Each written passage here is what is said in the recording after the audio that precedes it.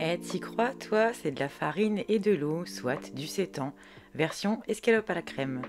Pour cette recette, c'est simple, je vais avoir besoin d'1 kilo de farine, mais pas n'importe laquelle. Il faut absolument qu'il y ait au moins 11 grammes de protéines, sinon ça ne fonctionnera pas. Il me faut également 600 millilitres d'eau. Alors, c'est très simple, je verse ma farine dans mon saladier.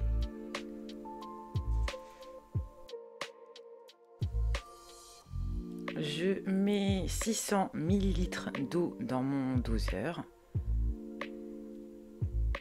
Je viens faire un petit puits et j'ajoute l'eau dans ma farine. Je pétris au fur et à mesure, je rajoute de l'eau, je pétris, enfin je mélange tout petit à petit jusqu'à ce que ça colle vraiment bien au doigt.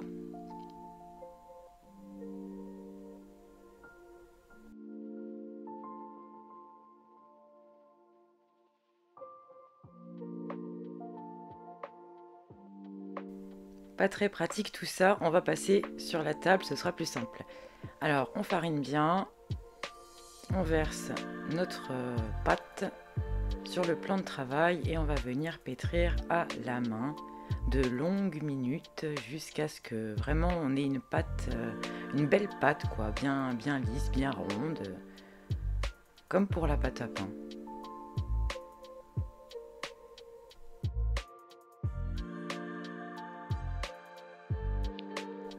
Quand tu as ta belle boule de pâte, tu la remets dans le saladier et on va la laisser reposer 30 minutes.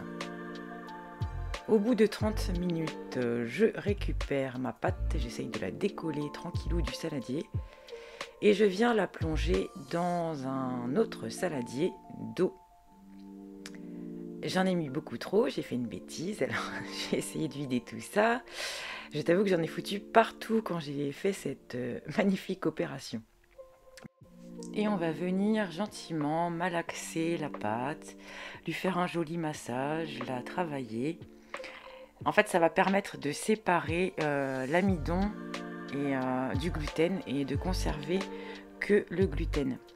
Donc oui, si tu voulais une recette sans gluten, tu n'es pas tombé sur la bonne chaîne, désolé.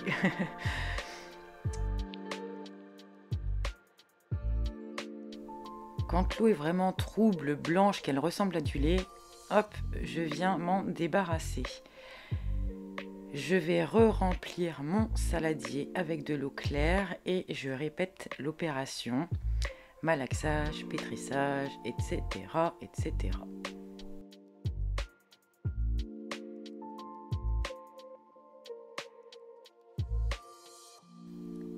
On va venir égoutter notre pâte. Bon, rincer le saladier au passage, parce que le gluten ça colle et ça fait des traces blanchâtres. Bon, alors moi je viens la rincer jusqu'à ce que l'eau soit claire. Il y a d'autres méthodes où on fait beaucoup de bains de trempage, mais moi je trouve qu'il en faut une bonne vingtaine. C'est très long, c'est fastidieux, donc je préfère faire comme ça, c'est beaucoup plus rapide. Donc voilà, on vient vraiment rincer. De temps en temps, si tu as un doute, tu remplis un saladier. Tu mets ta pâte dedans, tu la malaxes. Si ça sort encore vraiment très blanc, ben hop, c'est reparti pour du rinçage. Il faut vraiment qu'à la fin, l'eau soit claire, tout simplement. Une fois que c'est terminé, je l'égoutte au maximum et je la place dans un saladier. Hop, bon, elle n'est pas très jojo, c'est normal, hein. Je recouvre d'un torchon et je laisse poser entre une demi-heure et 1 heure. Mieux vaut 1 heure. Donc là-bas, nous voilà 1 heure plus tard. La pâte est bien lisse, elle est toute belle, elle est bien élastique. Mais ça reste de la pâte qui n'a aucun goût. Alors c'est parti, on va rajouter des herbes de Provence, du sel. Ajoute ce que tu veux et vas-y franchement. J'ajoute du curcuma, du paprika. Enfin, tu mets vraiment ce que tu veux. Il faut quand même assaisonner tout ça parce que là, c'est très très fade. Alors on vient bien malaxer parce que c'est caoutchouteux. C'est difficile de faire pénétrer tout ça dedans. Donc il faut bien malaxer pendant au moins 3-4 minutes. On n'hésite pas. On dirait du slime. Ça fait des bruits chelous quand on malaxe. Les gosses kiffent bien. C'est rigolo. Je viens également préparer un bouillon avec un cubord, là c'est du fait maison, une cuillère à soupe de moutarde, l'équivalent de 1 à 2 cuillères de sauce soja et de l'eau. Hop, on mélange bien et une fois que c'est fait, je vais le mettre de côté pour m'occuper de ma pâte. Alors, on vient l'étirer au maximum. Ça sert à rien non plus de faire un truc de 3 mètres. Si vous n'en avez jamais fait, vous allez vraiment être étonné de l'élasticité de cette pâte. Bon, avec un couteau, on va découper la pâte pour qu'on ait 3 morceaux. Mais on va pas jusqu'au bout parce qu'en fait, on va venir la tresser.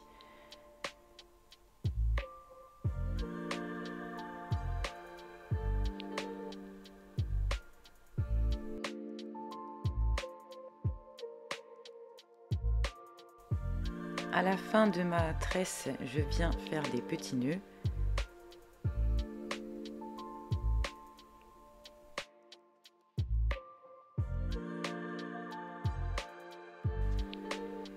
Et je vais également la nouer sur elle-même, une première fois d'un côté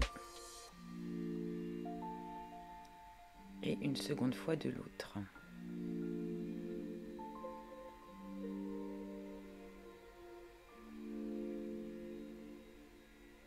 Je viens couper au milieu. Ça me fera normalement 2 escalopes. Bon, à la cuisson, ça s'est un peu défait, donc j'en aurai un peu plus que ça.